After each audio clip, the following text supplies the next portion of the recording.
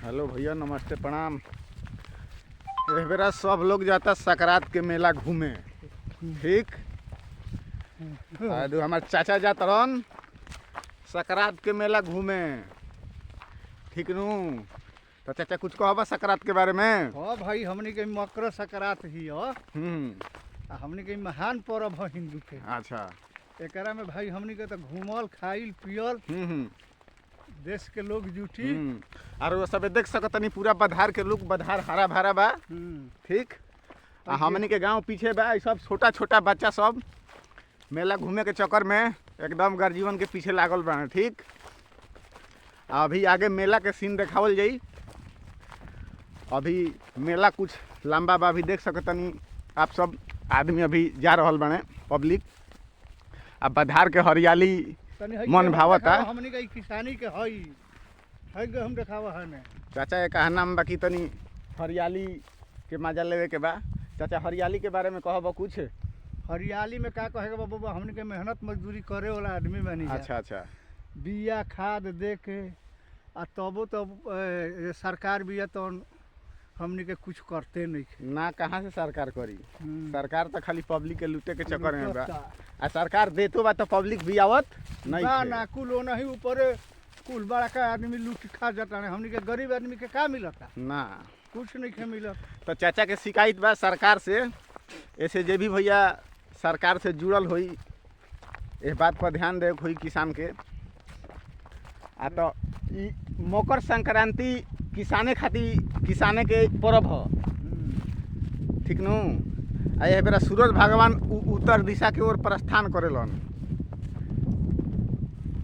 हरियाली हरा भरा बा, मेला के आनंद लेवे के बा। आ बहुत नज़ारा खूबसूरत बा, एकदम देख सकतनी आप सब। हमार गैया हो दुबिया, एकरा के भुलाए के नहीं खे, ठीक नू। आप सब देख सकतनी, बहुत शानदार नज़ारा बा। आज जे भी बा एबरा चूड़ा दही खा के, तिलवा खा के, तिलकुट खा के, नहा धोआ के, गंगा स्नान क के, बहुत लोग तो गंगा स्नान एबरा जाके कैले हुई प्रयागराज, इलाहाबाद, जे भी जहाँ गंगा नदी बा। तनी हेमे पुतु तनी डावा हिला दो हो हेमे फोटोवा पर हेमे तनी डांड हिला दो, कैसे नाचे लगे। आई देख सकतनी छोट बच्चा बा, कैसे कैसे हिलेला। खुशी में एकदम मेला के तनी नाच दो, मेला के खुशी में एकदम हो नाच दो तनी हिला दो। ए हिला दो तनी हिला दो, डावा हिला दो। मेला के खुशी में एकदम लइका खुश बा, देख सकतनी आप सब। नाच दो, हम फोटो आई। कुछ कह दो, कुछ कह दो। कह दो कि मेला घूमे जाता नहीं। टाटा बे कह दो, टाटा कह दो। देख सकतनी छोट बच्चा कितना खुश। पैदल कोनो गाड़ी घोड़ा नहीं खे, पैदल मेला जाइल जाला। हमनी के भूर के मेला बोलेला, हमनी के पंचायते में लगेला। नजारा देखाओ जे घोड़ा जाता। अभी बहुत कुछ नज़ारा उजा देखाई हम, ठीक। वीडियो में रउआ सब बन रहे के बा। अभी बधार के नज़ारा बा, मेला के नज़ारा बाकी बा। वीडियो अभी लंबा चली, छोटा वीडियो एबरा नहीं बनाए वाला। रोज रोज तो छोटा वीडियो बनत रहे, लेकिन आज छोटा वीडियो ना बनी, आज कुछ लंबा वीडियो बनी। एबरा हमू चूड़ा दही खा के आइल बनी, मिजाज हमरो बनल बा, ठीक नू।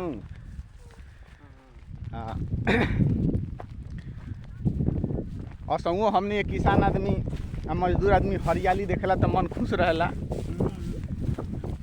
मजदूरे नु बानी जा हो दोसरा से। आकाश से कि किसान के दिल बहुत बड़ा होला। देखी किसान के खेत में अभी लील घोड़ लील गाय कितना चरत तरी, किसान के फर्क पड़े वाला नहीं खे। लेकिन इहे अंबानी अंडानी के कंपनी में छोटा सा कमी हो जी तो बहुत कुछ हो सकता। लेकिन किसान के हेने चरता गाय, हेने चलता भैंसा, कोनो फेर ना रहेला। यही से किसान के जय जवान जय किसान कहल जाला। मेला के नज़ारा थोड़ा देर में हम दिखाई, घोड़ा वोड़ा सब दिखाई, सब चीज़ मेला में हर एक प्रकार के व्यंजन आज सब चीज़ से रूबरू कराई। देख सकतनी पीछे में कितना खूबसूरत नज़ारा बा।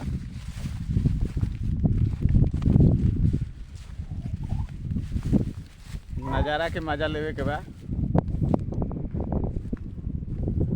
तो मास्टर साहेब तो रउआ कुछ ना कहनी, हमनियों के धंधा पानी अब चालुए होई। तो अब ठीक न बरकरार कइए ले सकराते बीते के इंतजार रहे। ठीक है, अब हमनियों के दाना पानी चालू हुई, खरवास मेटे वाला बा कुछ दिन में। ठीक न, वीडियो में बना रहेगा भैया। हाँ तो भैया फिलहाल हमनी के मेला के नज़दीक में आगुल बन जा। आ देख सकतनी बाहा के, बाहा बोलल जाला यानी कि नहर नहर नदी जो भी कह सकतनी। बहुत खूबसूरत नज़ारा बा। सालो पानी बहेला।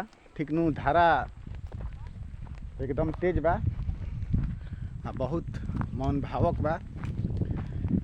आई बरगद के छाँव के तो कुछ कहीं के नइखे, मन खुश कर देता। आ दही चूड़ा खैला के बाद में और घूमेला पर मन कुछ आनंदित रहेला। ठीक भाई, अभी धारा देखा सकतनी।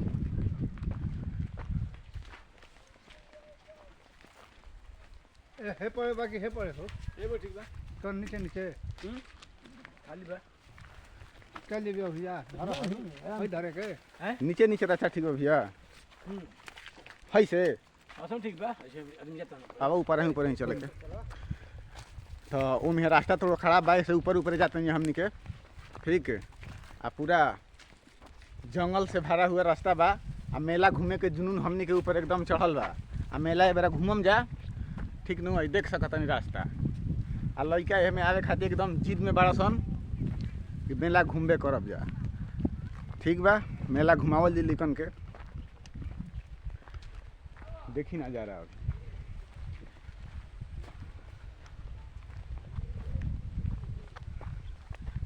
हमनियों को बचपन में रही जा तो खूब जिद करत रही जा मेला घूमे के। आ हमनी के पापा चाचा मेला घुमावे के ले जात रहे लो। आ एक बेरा चल के जाते हैं अपने से। खूबसूरत दृश्य बा।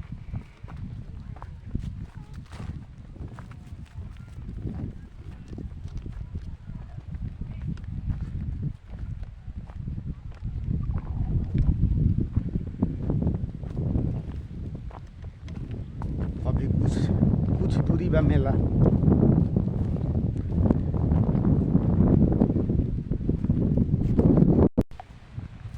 पीछे देख सकतन कुछ लड़का रहन, शायद वो लोग वीडियो बनावत रहे। कुछ कहे के सोचनी है, बेचारे ला जा गुल लो। नया लड़का रहे लो, कोनो दिक्कत नहीं है। खूबसूरत नज़ारा।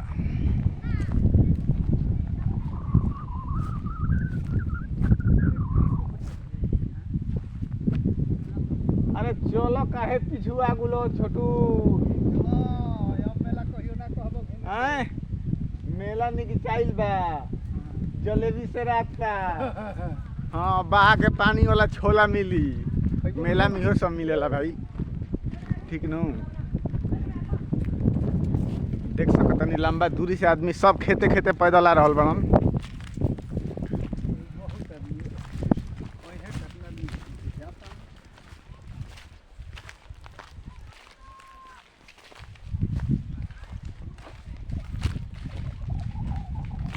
पठार घूमे के आ मेला घूमे के जुनून कुछ हट के होला।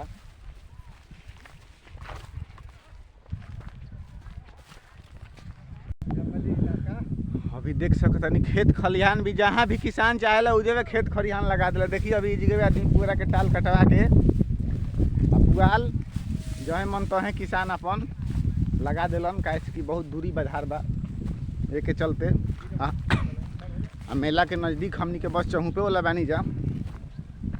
तुरंत मेला के नज़ारा देखावल जरूर सब के। देहाती मेला कैसन होला, शहर में हमनी के पार्क ना घूमी जा। काहे कि हमनी के पार्क तो पूरा गाँव में भरल बा। पूरा पार्क हमनी के गाँव ही में भरल बा।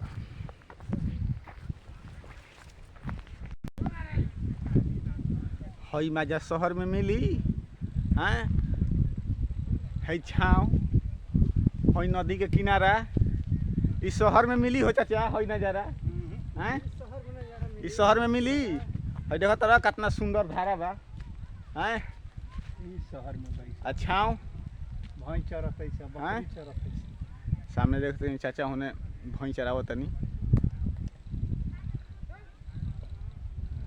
बकरी चरावत है सब काम है खराब ये धरे तो मेला लौकत है अब केने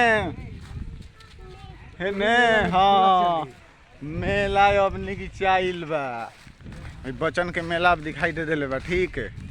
अब मेला में अंदर नजारा देखावल जाई लेकिन के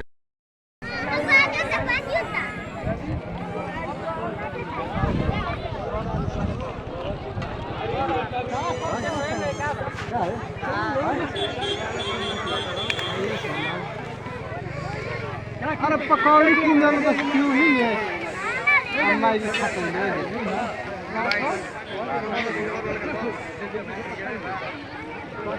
कुछ तक कमाल कर लेगा बाहा के किनारे के फुचका छोला समोसा कल बाह हो जा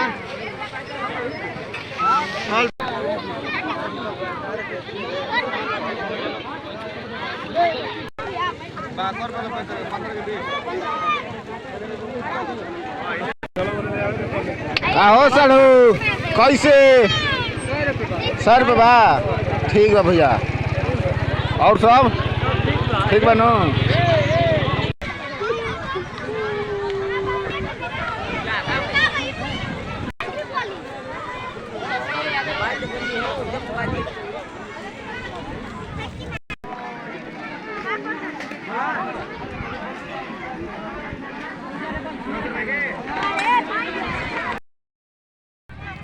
तो भैया मेला में पकौड़ी पार्टी शुरू हो गई बा ठीक जरा जरा खाए के बा घूर के मेला आ जाए के बा ठीक न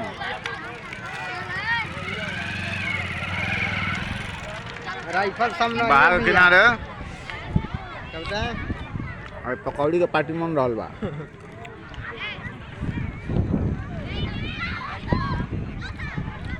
सामने मेला बा एनहु से आदमी आ रहल बा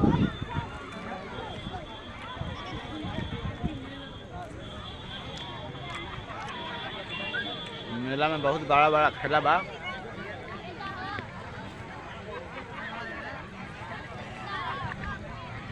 मेला के आनंद मरचाई में बा मरचाई के आनंद पकौड़ी में बा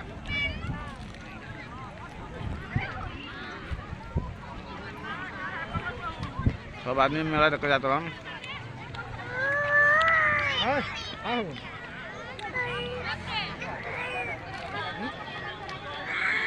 कहाँ में कुछ बा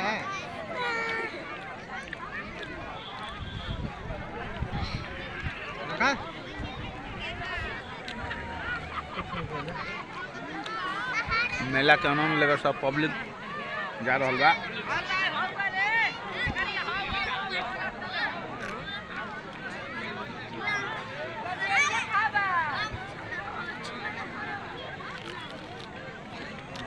हमने के नदी किनारा बहुत के मेला का आनंद लिया था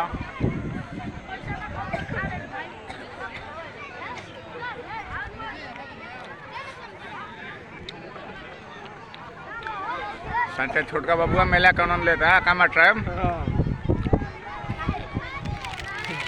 बबुआ के 47 किनल बा कहता राइफल से टूटा ठुका ये तबा लइकन के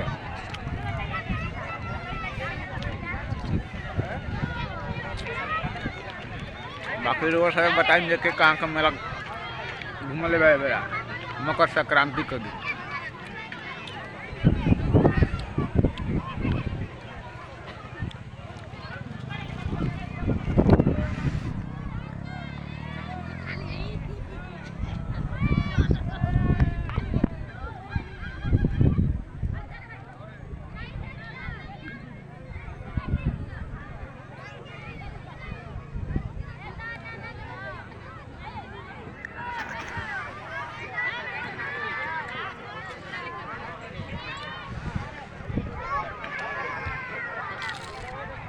चूड़ा दही खैला के बाद पकौड़ी का नाम कुछ अलग है हमारे साहब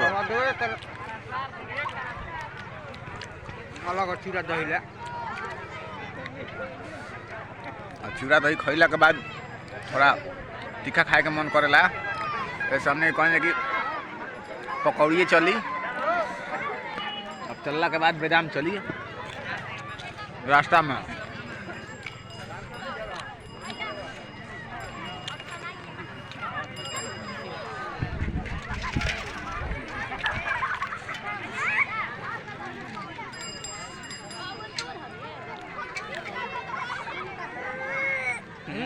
kita kan lagu lo, kita lagu ini.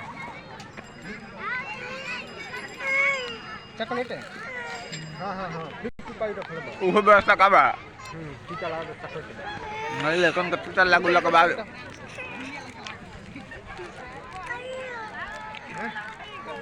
ना हाय खा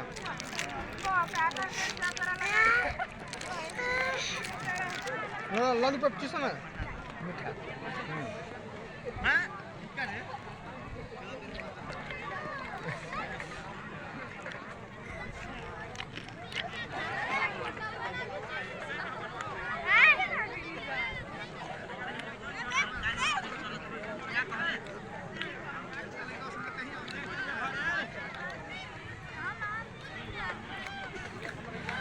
सभी मेला का आनंद लेता, हमनियों को मेला का आनंद लेते हैं पकौड़ी खा के।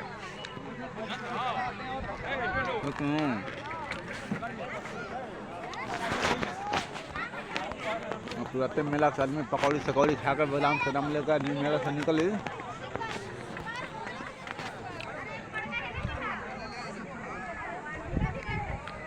सब लोग मेला घूम रहा बा, हमनी के मेला के नदी किनारा के बैठल बन गया अपन।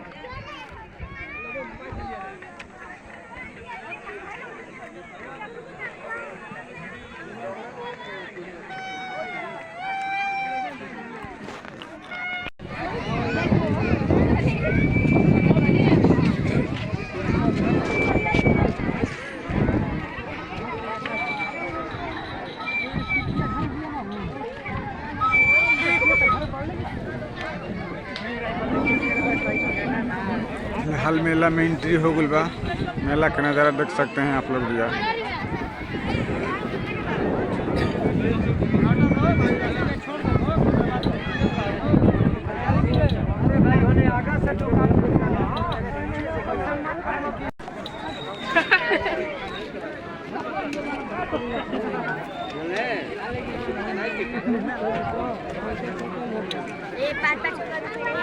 का हो करिए भैया, कैसे फुचका ठीक बनो, कैसे जलेबी चलता 100 रुपये आई गुरबा वाला यो 100 रुपये ठीक बा। गाड़ी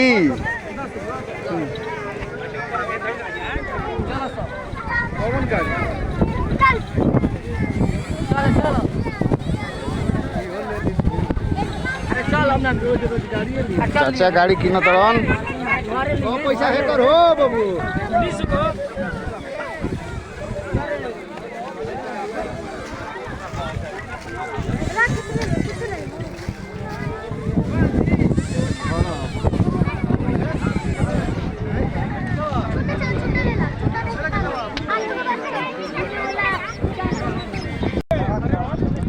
आप सब देख सकते हैं भैया मेले का नज़ारा। मेला में चाउमीन फुचका गुब्बारा सुबारा एकदम नदी के किनारे मेला एकदम बिजोड़ बा।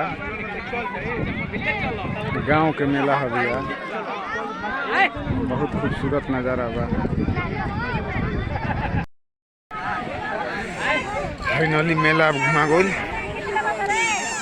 मेला से बाहर निकले के बाद हाँ तो भैया मेला घुमा गई। चलो चलो तहार ते 47 किना गोइल किना गोइल नो। अब चला गांव में चल के फायरिंग करी हो। की करे के बेटा मर्डर बाबा के मर्डर हुई बाबा के मर्डर हैं 47 से। तो मेला घूम के फिर बधार के रौनक शुरू। मेला के आनंद बादाम पकौड़ा किना गोइल, अब मेला के आनंद लेके अब घर के लिए प्रस्थान आदमी हो गई। ठीक है, देख सकतन ये लोग।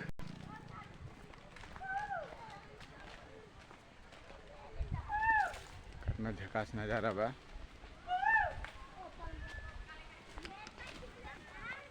आराम से बाबू, आराम से।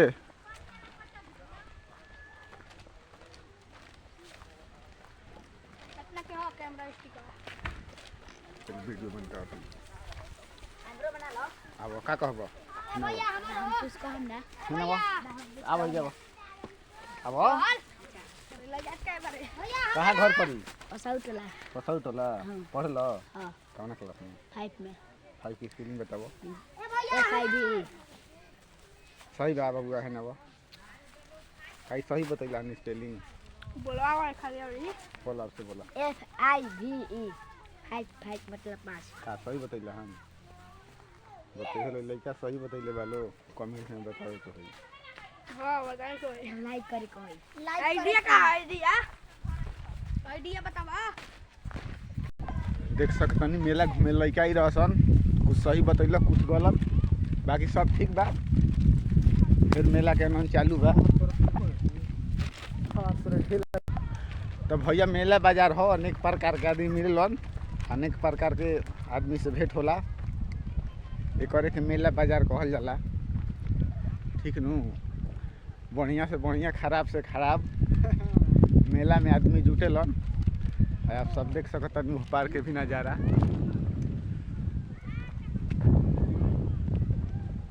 ठीक है, कितना सुंदर एकदम नज़ारा दृश्य बा, झकास दृश्य बा, आप सब देख सकते हैं। ठीक है भैया, तो नमस्कार प्रणाम। अब वीडियो के हम एंड करेंगे। अगर भैया वीडियो अच्छा लागल हो तो लाइक कमेंट सब्सक्राइब चैनल के कर दे कोई भाई, कैसे कि बहुत आशा लगा के वीडियो आदमी बनैले बा कि आप सब प्यार जरूर देहब। ठीक, आ चैनल के भैया वो सब आगे बढ़ाई, सपोर्ट करी। बस इतने कह के जय हिंद, जय भारत, जय बिहार।